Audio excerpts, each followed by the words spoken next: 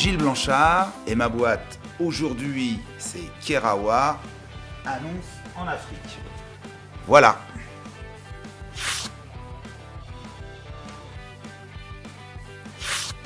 Je vais rendre hommage à mes camarades, fondateurs de seloger.com.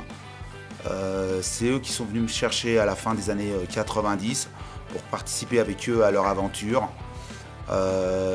Ils ont transformé ma vie, j'avais 35 ans, il y a plus de 15 ans, ils ont transformé ma vie. Je pense qu'aussi j'ai aidé à transformer la leur. Voilà, donc Denis, Amal, Jean-Philippe, Vincent, et j'en oublie, merci. Aux hommes politiques français, récents, qui nous gouvernent, parce que aujourd'hui, je suis plus préoccupé par des questions de fiscalité que par des questions d'entreprendre, et ils en sont la cause. Se retrouver à la montagne, c'est cool. C'est cool parce que j'aime le ski, parce que l'alcool monte plus vite à la tête, parce que tu as une voix cassée, parce que je trouve que les filles sont toujours plus belles à la montagne. Et puis la nourriture, elle est super.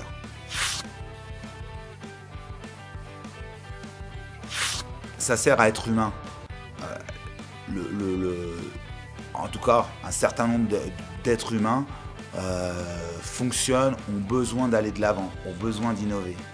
Et être innovant, c'est aussi retrouver, être en accord, être aligné avec une certaine partie de la nature humaine, de notre nature humaine, qui est celle de découvrir, celle du pionnier, celle de l'explorateur, de celui qui va à la frontière. Et l'innovation, aujourd'hui, c'est être aussi explorateur. Ça sert à grandir, c'est-à-dire qu'à l'adolescence, on est en croissance, parfois on peut avoir un peu mal au dos, donc ça sert à grandir.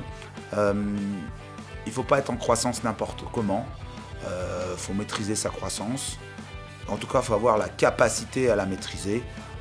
Ça sert à devenir plus fort, plus grand, meilleur, c'est ça être en croissance.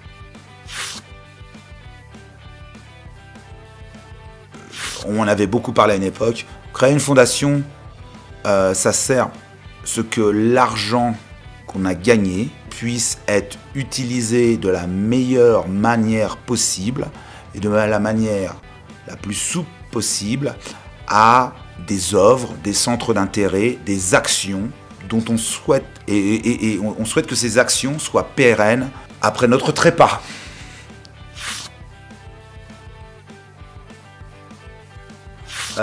C'est une bonne question. Je le fais. Bon, essentiellement, ça sert à perdre de l'argent. Ça sert essentiellement à perdre de l'argent. Statistiquement, je ne connais pas beaucoup de business angels qui ont gagné de l'argent.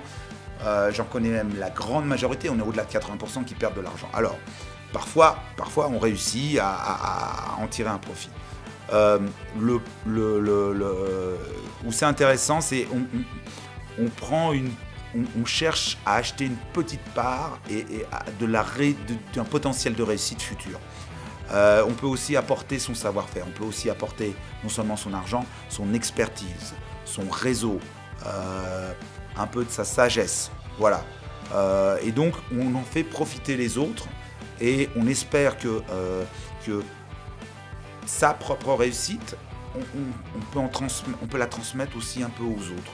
Donc c'est une forme de redistribution. Donc on pourrait dire que ça sert aussi à atténuer sa culpabilité.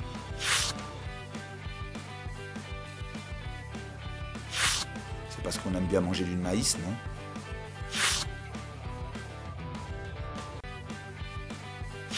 On ne peut pas construire quelque chose sans l'aide des autres. Donc, tout entrepreneur à succès, tout entrepreneur qui réussit est un entrepreneur social. Donc, on ne peut pas être autrement qu'un entrepreneur social.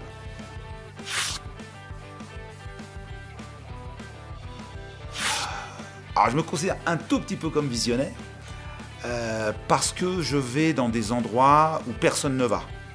Donc je suis passionné par les pays émergents, je suis passionné par le Pakistan, par l'Iran, par le Bangladesh, par les pays du Golfe. L'Afrique est un continent qui nous attend.